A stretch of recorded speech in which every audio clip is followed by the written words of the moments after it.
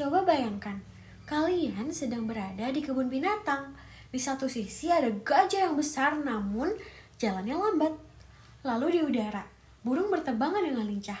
Di akuarium, ikan-ikan berenang dengan bebas. Tapi tunggu, kalau kita pikir-pikir, gajah, burung, dan ikan kan itu semua makhluk hidup. Sekarang coba pikirkan lagi, di sekitar rumah kalian juga ada pohon, bunga, jamur, bahkan bakteri yang tak kasat mata. Semuanya juga makhluk hidup. Pertanyaannya, kenapa ya mereka semua berbeda dan bagaimana kita bisa mengelompokkan mereka agar lebih mudah dipelajari? Inilah yang disebut dengan klasifikasi makhluk hidup. Hai, aku Kia dari BioFirst Academy dan hari ini kita akan belajar tentang bagaimana para ilmuwan mengelompokkan semua makhluk hidup yang ada di dunia ini. Kalian sudah siap? Yuk kita mulai!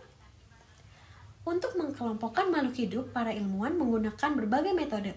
Ada yang simple, ada juga yang sangat detail. Yuk kita lihat beberapa metode klasifikasi. 1.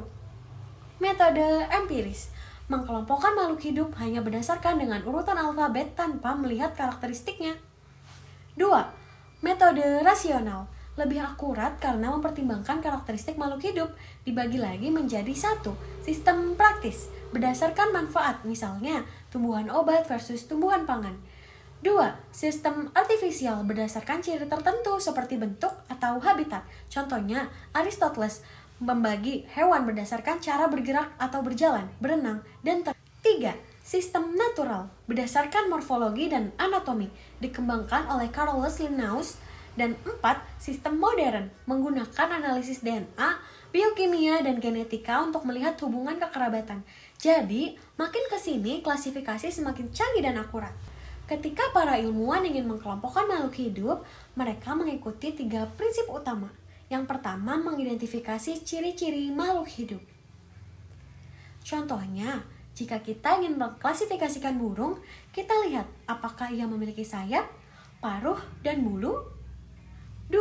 Mengelompokkan sesuai kriteria. Jika 2 spesies mirip, mereka dimasukkan di dalam kelompok yang sama. Contohnya seperti harimau dan kucing, masuk dalam famili Felidae karena keduanya karnivora dan memiliki cakar tajam. 3. Pemberian nama ilmiah. Setelah dikelompokkan, setiap makhluk hidup diberi nama ilmiah agar bisa dikenali secara universal. Tanpa prinsip ini, klasifikasi bisa berantakan dan membingungkan. 3. Cara memberi nama makhluk hidup. Sistem binomial nomenklatur. Tahukah kalian? Nama ilmiah harimau adalah Panthera tigris, sementara kucing adalah Felis catus. Kenapa namanya begitu? Ini karena sistem penamaan binomial yang ditemukan oleh Carolus Linnaeus. Aturan penamaan binomial.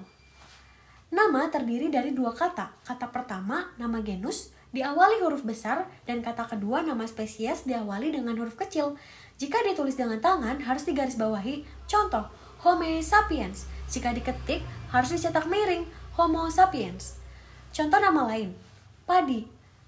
Padi nama ilmiahnya adalah Oryza sativa. Pisang, Musa paradisiaca.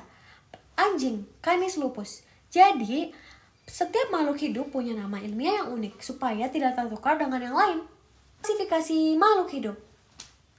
Sekarang, yuk kita lihat bagaimana makhluk hidup dikelompokkan dalam sistem hierarki klasifikasi. 1. Dari terbesar hingga terkecil. Yang pertama ada kingdom. Kelompok terbesar contohnya Animalia atau Plantae. 2. Divisio atau filum, contohnya Vertebrata. 3. Kelas, contohnya Mamalia. 4. Ordo, contohnya Carnivora. 5. Family, contohnya Felidae. 6. Genus, contohnya Felis. 7. Spesies, contohnya Felis catus. Semakin kecil tingkatannya, semakin spesifik pengelompokannya. Sekarang, coba tebak. Kalau ada makhluk hidup baru ditemukan di Mars, bagaimana ya kita bisa mengklasifikasikannya? Jadi, hari ini kita belajar bahwa klasifikasi makhluk hidup itu membantu kita memahami dunia secara lebih terstruktur. Ada banyak metode klasifikasi mulai dari sistem praktis hingga sistem modern berbasis DNA. Nama ilmiah diberikan menggunakan sistem binominal nomenklatur agar lebih universal. Makhluk hidup diklasifikasikan dari kingdom hingga spesies dalam hierarki yang jelas. Nah, Sekarang aku ingin tahu, kalian kalau menemukan hewan atau tumbuhan baru, kira-kira kalian akan memberi nama ilmiah apa? Coba tulis di kolom komentar ya. Sampai sini dulu petualangan kita dalam memahami klasifikasi makhluk hidup. Aku Kia dari Bioverse Academy. Sampai jumpa di video pembelajaran berikutnya. Tetap penasaran dan terus eksplorasi ilmu pengetahuan ya.